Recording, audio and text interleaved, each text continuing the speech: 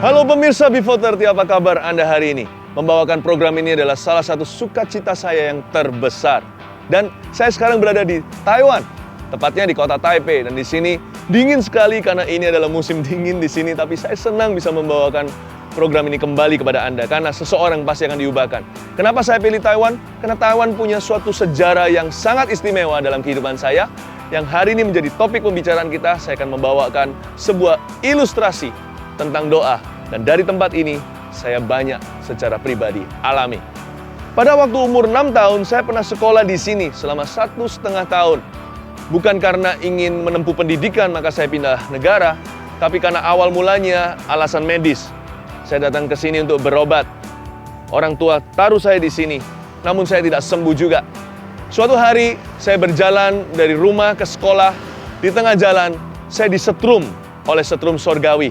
Pengalaman bagi seorang umur 6 tahun itu sesuatu yang sangat spesial sekali karena saya tidak bisa mengada-ngada sebagai anak kecil. Di situ saya mengalami kuasa doa. Nah, saya ingin dari tempat ini juga menjelaskan kepada Anda bagaimana doa itu begitu berkuasa jikalau kita menemukan rahasianya. Tahun 2006 sampai 2011, Tuhan memakai saya di tempat ini untuk memberitakan Injil. Dan saya melihat banyak sekali orang yang dijawab doanya dengan cara yang ajaib. Jadi, saya tidak mau membawa teori ke hadapan Anda, tapi yang kami sendiri bersama dengan begitu banyak orang di sini alami. Jangan kemana-mana sebab sebelum 30 menit acara ini berakhir, saya tahu hidup Anda diubah selama-lamanya. Yang namanya penyakit pasti sudah berpisah dengan Anda, perpisahan selama-lamanya, dan dosa tidak akan pernah lagi mengganggu Anda jikalau Anda percaya. Rahasia doa segera akan tiba ke pintu Anda. Jangan ubah channelnya, karena Anda akan mengalami sesuatu yang luar biasa.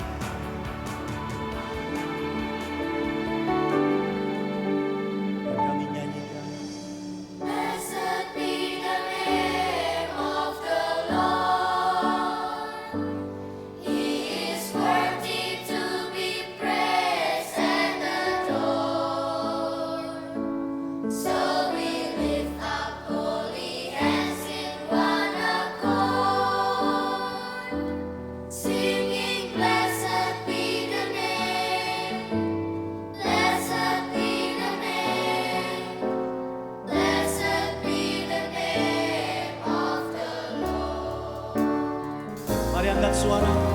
Blessed be the name of the Lord.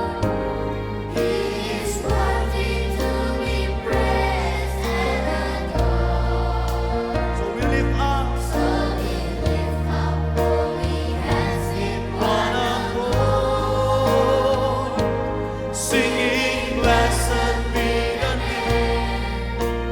Blessed be the name.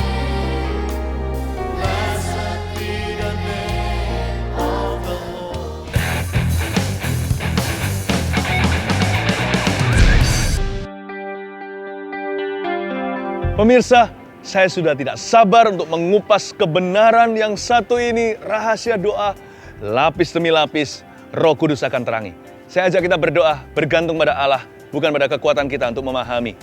Allah Roh Kudus, datanglah kepada setiap pemirsa, setiap kami. Tunjukkan kepada kami keajaiban dalam firman-Mu, agar hidup kami berubah. Dan Engkau ajarkan kepada kami untuk mengaplikasikannya dalam kehidupan sehari-hari.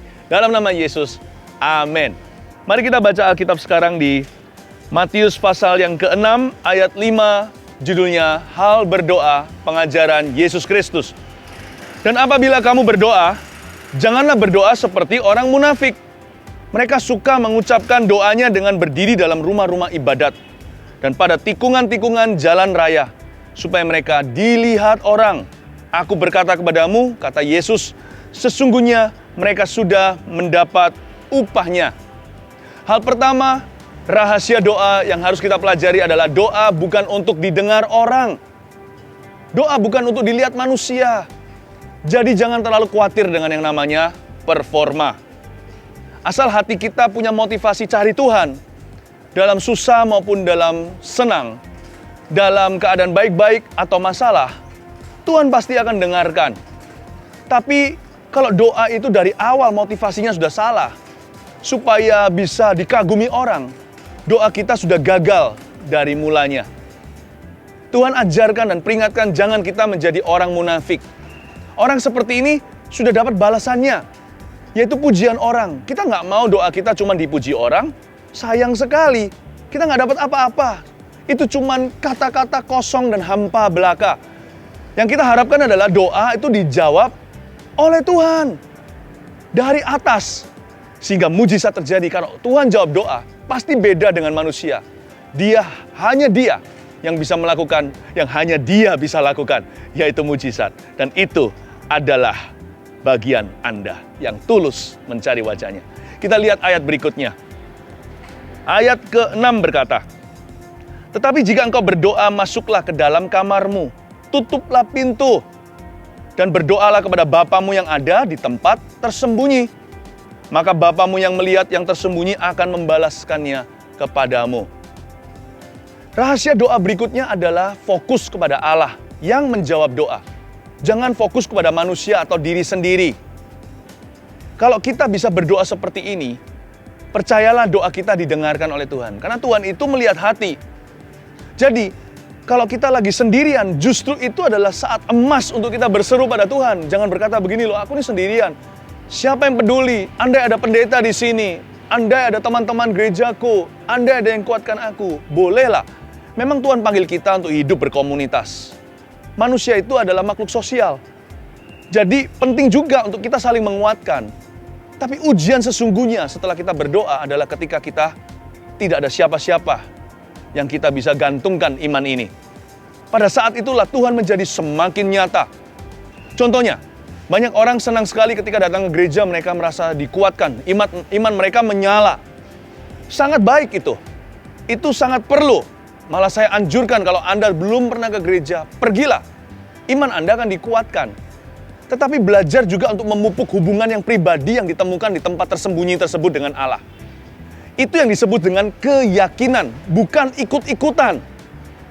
Kalau kita ke gereja atau ke sebuah persekutuan, kita bisa juga buka rumah kita kan untuk persekutuan Kristen. Ketika mereka datang, kita senang sekali, kita diberkati. Tapi ketika mereka pulang, jangan Anda gembos lagi. Jangan Anda merasa kosong lagi. Anda harusnya sudah diisi. Anda siap. Inilah ujianku sesungguhnya. Setelah semua orang pulang dari rumahku dalam persekutuan ini, atau setelah aku pulang dari gereja, aku siap untuk menghadapi tantangan di depanku. Tuhan sudah dengar doaku. Sebab fokusku hanya kepada Yesus Kristus. Hanya pada firman-Nya. Hanya pada janji-janjinya. Orang yang beginilah yang menggugah setiap langit di sorga. Ayat berikutnya. Lagi pula dalam doamu itu, janganlah kamu bertele-tele seperti kebiasaan orang yang tidak mengenal Allah. Mereka menyangka bahwa karena banyaknya kata-kata, doanya akan dikabulkan. Kalau memang ada satu hal yang perlu kita ubah dalam doa kita, kalau memang ada, jangan ubah style atau caranya, atau mengubah pilihan kata-katanya. Yang penting yang perlu diubah adalah bagaimana kita percaya. Karena tidak ada yang namanya kata-kata yang lebih indah dalam doa. Toh Tuhan tidak pernah terkagum dengan kata-kata manusia. Sebab Dia itu melihat sedalam hati kita. Jadi daripada kita terus pusing, aku nggak bisa doa. Kenapa? Aku nggak pandai bicara. Siapa bilang doa itu pandai bicara? Toh Tuhan menembus kata-kata manusia, memahami feeling mereka atau perasaan dan kebutuhan mereka. Doa itu adalah ekspresi kepada Tuhan. Bukan cuma ekspresi diri, bahkan ekspresi kebutuhan dan perasaan. Tuhan paham semuanya, Bapamu sudah tahu semua yang kau butuhkan itu. Jadi, jangan terlalu pusing dengan kira-kira doaku ini diterima nggak ya di hadapan Bapa? Kira-kira kedengarannya bagus dan poetis atau tidak ya? Daripada begitu, pakai setiap energi di dalam dirimu dan di dalam diriku untuk melawan setiap tetes terakhir ketidakpercayaan dan keraguan di dalam jiwa dan dada kita. Itulah yang disebut doa itu jangan bertele-tele. Jangan buang-buang tenaga. Pakai kekuatan yang tersisa untuk melawan momok yang satu itu. Menggunakan firman Allah dengan sengaja seperti pisau operasi pedang bermata dua. Operasi diri sendiri. Keluarkan dari sistem iman Anda itu yang namanya keraguan, ketidakpercayaan. Keluarin, cangkok kepercayaan. Buang setiap keraguan dari dalam diri Anda. Cabut dengan paksa. Itu membutuhkan tenaga. Jadi jangan bertele-tele di kata-kata. Beritahu straight to the point, langsung ke tujuan saja. Bicara apa adanya. Dan selama doa itu dipanjatkan dalam nama Yesus, satu-satunya alamat yang benar, sebab Yesus adalah satu-satunya jalan kepada Bapa dan ke sorga, pasti dapat perhatian. Selama doa dipanjatkan dalam satu nama yang menyelamatkan itu, pasti sampai ke meja Bapa Allah yang Maha Kuasa. Jangan khawatir bagaimana kira-kira kedengarannya di hadapannya. Karena Dia cinta Anda akan selalu kedengaran sangat indah dan baik sekali di matanya. Pernahkah Anda melihat seorang ayah yang bicara sama anaknya? Kita yang lewat di sampingnya tidak mengerti apa yang dikatakan anak itu, tapi papanya tertawa dan mengerti, memahami anak itu lagi minta apa. Langsung digendongnya, dibawa ke tempat di mana anak itu inginkan. Bapak itu seperti itu. Apapun yang Anda katakan, seperti anak kecil mungkin, Baba, Bubu, nggak bisa mengucapkan kata dengan benar dan betul. Kedengaran indah di telinganya. Asal hati Anda benar. Asal Anda fokus sama Dia. Dan asal Anda gunakan setiap kemampuan yang ada di dalam diri Anda untuk melawan segala sesuatu yang menjauhkan Anda dengan Dia, yaitu keraguan. Saya tahu Tuhan sedang menanti doamu di episode ini.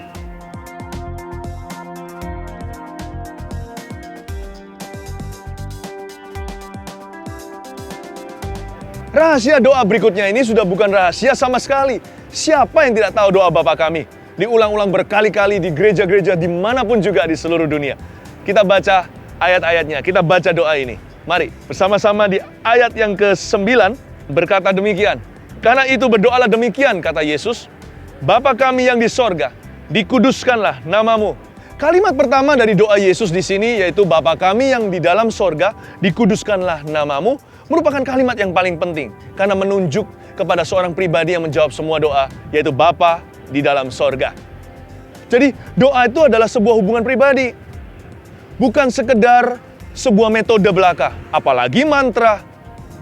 Ketika kita berdoa, kita sedang menggandeng seorang pribadi yang paling berkuasa di seluruh jagat raya. Jadi percayalah sejak hari ini, kalau Anda berdoa, percaya dulu bahwa Allah itu ada, dan Dia memberi upah kepada barang siapa yang sungguh-sungguh mencari Dia.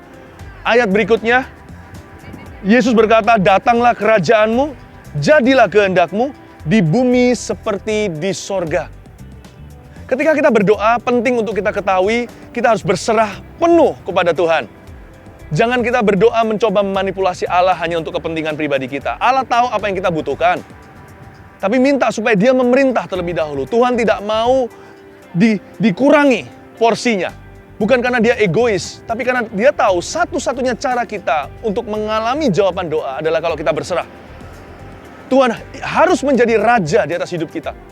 Baru Dia bisa menuntun hidup kita. Sekalipun Dia Maha Kuasa, Dia tidak pernah memaksa, bukan? Karena itu Anda dan saya perlu berdoa mengundang ini, datanglah kerajaanmu. Biarlah engkau jadi raja, aku jadi hambanya. Lalu jadilah kehendakmu di bumi seperti di sorga. Tapi mungkin Anda bertanya, buat apa Tuhan berkuasa? Yang saya butuhkan sekarang ini bukanlah Tuhan memerintah, tapi aku butuh pertolongan. Pertama, hidupku hancur tidak karuan. Apa yang harus aku lakukan? Jangan lupa, Tuhan kita juga Allah yang baik. Dia bukan raja yang kejam. Kalau manusia jahat jadi raja, seluruh rakyatnya bisa hancur semua. Tapi kalau Yesus yang mati bagi kita jadi raja kita karena Dia sudah bangkit, percayalah hidup Anda akan baik-baik saja. Saya ingat sebuah ayat di kitab Mazmur Perjanjian Lama berkata seperti ini. Terpujilah Tuhan, janganlah lupakan segala kebaikannya. Dia yang telah mengampuni dosa kita, menyembuhkan sakit penyakit kita, dan bahkan menyelamatkan nyawa kita dari kuburan. Dia yang memperbaharui masa muda kita seperti Raja Wali. Lihat itu, banyak benefitnya ikut Tuhan. Saya tidak ingin yang namanya mengiming-imingi pemirsa agar ikut Yesus. Ini fakta. Saya tidak mau memberitahukan kepada Anda bahwa ikut Tuhan pasti kaya. Tidak demikian. Mungkin menderita. Tapi percayalah, Tidak ikut Tuhan juga sama menderita, bahkan lebih menderita. Lebih baik jadikan dia raja, karena dia yang menciptakan kita, dia yang tahu apa yang kita perlu. Dan undang kerajaan itu, undang kehendaknya. Tuhan, aku tahu Engkau mengasihi aku. Ketika kita datang dengan hati yang benar dan pasrah, Tuhan akan memberitahu kepada kita, firman mana yang bisa kita klaim hari ini. Mungkin kesembuhan. Tuhan, aku tahu Engkau menghendaki kesembuhanku. Aku terima kesembuhan itu di bumi seperti di sorga, di tubuhku seperti di sorga, di mana tidak ada sakit penyakit lagi. Aku percaya ya Tuhan, Engkau mau memberiku kebebasan. Engkau mau memberiku kelepasan dari semua kecanduan ini sama nikotin, kecanduan dengan rokok, kecanduan dengan pornografi, dengan narkoba, kecanduan dengan alkohol. Aku tahu ya Tuhan Yesus, kalau anak Allah memerdekakan aku, kata Yesus sendiri, anak manusia jikalau memerdekakanmu, kamu sungguh-sungguh merdeka. Tuhan, aku tahu ya Tuhan, Engkau mau aku merdeka. Di sorga tidak ada dosa. Tiba-tiba ada keberanian untuk percaya, mengklaim janji Allah. Bahwa hari ini juga, aku akan bebas dari kebiasaan buruk yang telah mengikat aku puluhan tahun lamanya. Hari ini juga, tante saya akan sembuh. Karena di sorga tidak ada sakit penyakit. Ikut Yesus, banyak benefitnya, banyak keuntungannya. Dan hari ini, Roh Kudus membisikkan ke telinga saya sebuah kata-kata pengharapan. Yang ini boleh kau klaim. Yang ini kita bisa minta sama Tuhan. Dan Tuhan pasti akan memberinya kepada kita. Ayat berikutnya berkata demikian. Berikanlah kami pada hari ini makanan kami yang secukupnya. Ya, mintalah kepada Tuhan apa yang Anda perlu. Jangan malu, jangan ragu. Mintalah apa yang Anda butuhkan, jangan sungkan. Yang penting datang sama Tuhan itu terus terang. Tulus saja. Tuhan itu mengasihi kita.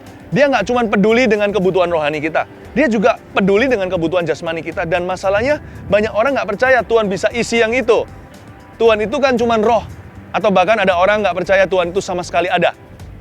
Percayalah Yesus itu mati di kayu salib itu secara fisik. Dia bangkit secara fisik pula. Jadi kalau dia kasih mujizat, bisa fisik juga. Percayalah kepada Tuhan, mintalah dengan terus terang. Tuhan mau kita secara sengaja buka mulut kepada Dia. Dan Tuhan tahu apa yang kita butuh sebelum kita membuka mulut kita. Tapi kenapa kita masih perlu minta? Karena Tuhan mau kita mendekat sama Dia. Doa itu juga suatu jalan untuk mendekat pada Allah lewat kebutuhan. Kalau kita ada keperluan, apalagi kalau kita sudah rasanya hidup ini sudah terhimpit dengan masalah, jangan justru lari dari Dia.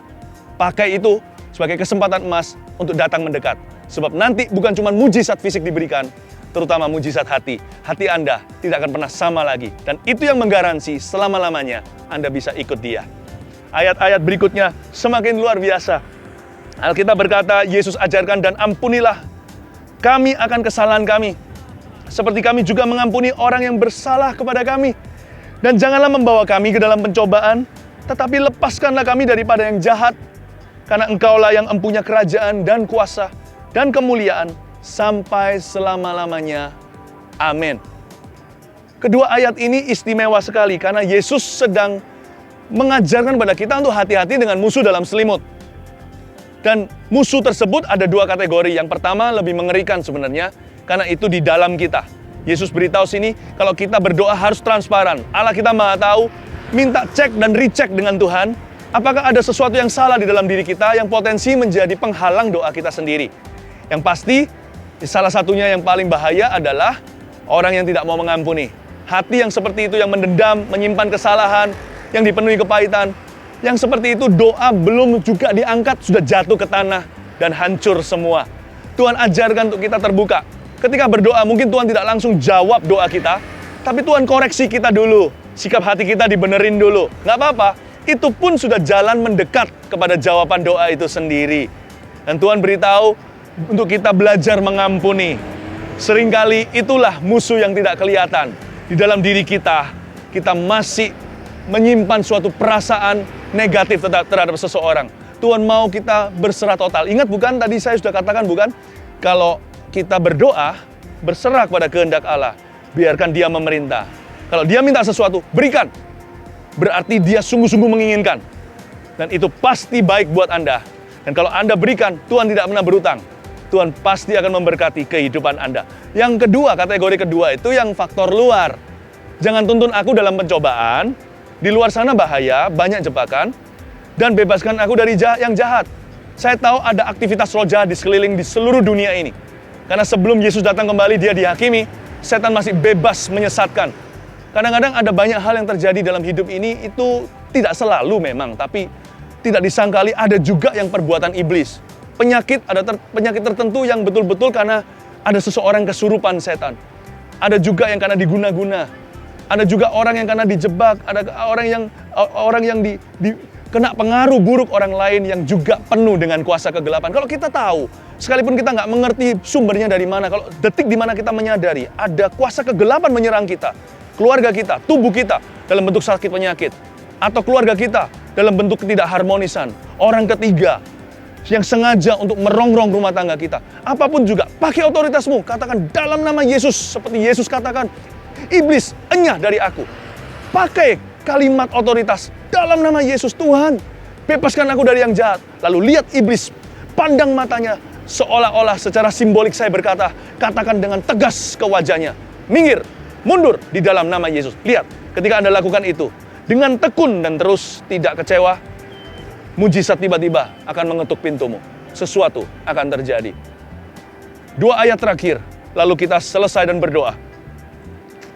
Karena jikalau kamu mengampuni kesalahan orang, Bapamu yang di sorga akan mengampuni kamu juga. Tapi jikalau kamu tidak mengampuni orang, Bapamu juga tidak akan mengampuni kesalahanmu. 2 ayat ini seolah-olah seperti repetisi mengulang ayat 12 yang kita baca tadi. Ampunilah kesalahanku seperti kami pun mengampuni kesalahan orang lain. Yesus tidak pernah iseng mengucapkan lagi hanya karena demi diulang. Atau karena dia lupa kata-kata sebelumnya. Pasti ada tujuannya. Tuhan ingin menekankan ulang bahwa yang paling perlu diwaspadai itu musuh yang di dalam. Kalau kau tidak mengampuni, aku tidak mengampunimu. Kalau engkau mengampuni, aku pun akan melepaskanmu dari masalah dosamu. Dan breakthrough, terobosan pun pasti terjadi. Yesus menekankan agar kita menguasai hati kita. Sisanya di luar sana, gampang sekali buat Allah. Bukankah Yesus sendiri berkata, jangan khawatir sebab aku telah mengalahkan dunia. Dunia ini sudah takluk di bawahnya. Dan juga setiap kuasa iblis di neraka sudah mencium kakinya, tidak berani memandang wajahnya. Tetapi yang namanya pilihan pribadi, itu urusan kita masing-masing sebab Tuhan tidak pernah memaksa. Berita kebenaran disampaikan, Anda harus memilih. Kalau Anda memilih, pilihlah untuk taat, bukan untuk memberontak. Pilihlah kehidupan, bukan kematian. Pilihlah untuk percaya, dan bukan meninggalkan dia. Dan saya yakin, sebentar ini, mujizat sudah ada di ambang pintu hidup Anda. Come here, 好，请你过来。 sister.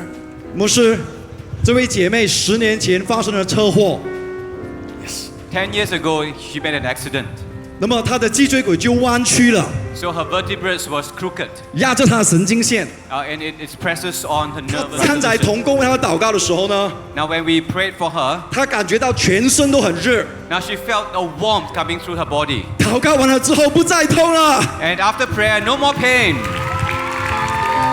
I can see tears in your eyes. Those must be tears of joy, not sadness, 那我 right? 看到你眼中有眼泪，一定是喜乐的眼泪，对不对？对， Did you cry just now? 那你刚才有哭吗？是为什么哭？你感觉到什么？ What do you feel? 我感动到神很爱我。 I know He loves you because now I see His angels all around you. In Yeah. Jesus' name, come here, come here. 过来， Raise 过 your 来。 hands, raise your hands. 我 In 看到 Jesus' 天使 name, 围绕 in 着你。 Jesus' name, raise your hands. Receive the anointing of the Holy Spirit. 领受 领受圣灵 receive 领受 the 圣灵 anointing of the 领 Holy 受 Spirit. 圣灵领受 Yes, Jesus loves me. Yes, yes, yes. Sekarang mari kita praktekkan apa yang telah kita pelajari. Mari kita berdoa dengan iman. Ulurkan tangan Anda ke depan seperti itu, cukup. Dan Tuhan akan bekerja. Tuhan Yesus, saya serahkan setiap pemirsa sekarang kepadamu. Aku ucapkan berkat-Mu dalam kehidupan mereka. Ya, aku ucapkan mujizat-Mu. Di dalam nama Tuhan Yesus, aku minta apa yang mereka perlu ya Tuhan. Kami mohonkan kepadamu. Di dalam nama Yesus, jamah mereka. Mereka yang sakit, sekarang beri kesembuhan. Dengan iman, aku transferkan kuasa itu. Dan kepada mereka yang kecanduan ya Tuhan, aku minta Engkau bebaskan sama sekali dari benda-benda yang salah, dari apapun yang mengikat mereka. Dalam nama Yesus, Tuhan baru menunjukkan kepada saya bagaimana setan-setan pergi meninggalkan Anda semuanya. Bagi Anda yang kecanduan, Anda menerima hidup yang baru. Detik ini juga, terima dengan iman, Anda sungguh-sungguh merdeka. Tidak akan bisa menikmati lagi perkara-perkara yang salah itu, karena Tuhan sudah mengurapimu. Haleluya, dalam nama Yesus. Amin. Setiap kali saya membawa acara ini, saya senang sekali karena saya belajar sesuatu yang baru. Dan hari ini Tuhan tunjukkan saya, banyak di antara Anda telah dibebaskan. Jangan lupa untuk terus menyaksikan program kami, karena program ini akan memberkati lebih banyak orang di hari-hari yang akan datang. Dan saya akan terus berdoa bagi Anda sekalian. Sampai jumpa. Tuhan berkati.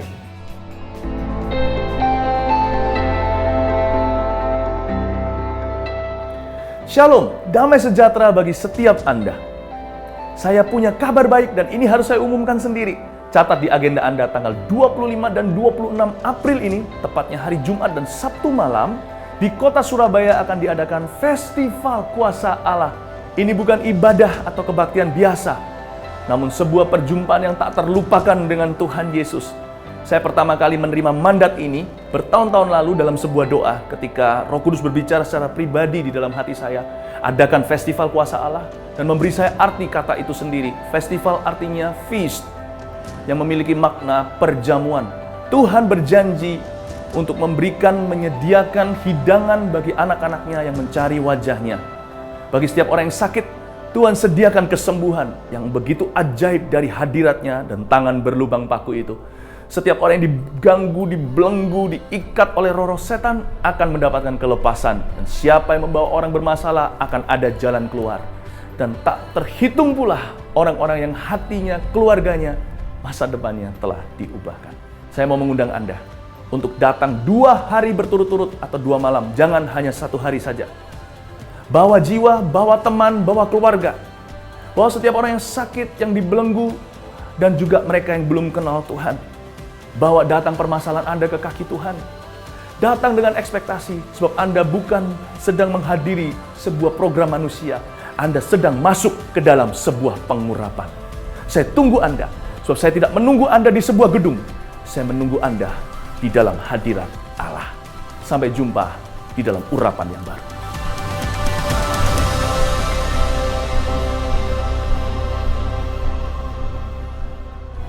Blessed be the name of the Lord. He's worthy. Yes, you are, Jesus. So we lift up holy hands in one accord, singing, blessed be the name, blessed be the name. Yeah, yeah. Blessed be the name. So we lift up holy hands. So we lift up holy hands in one accord, singing, blessed be. Come on, blessed be the name. Blessed be the name of Jesus. So we lift up holy hands. So we lift up holy hands in one accord.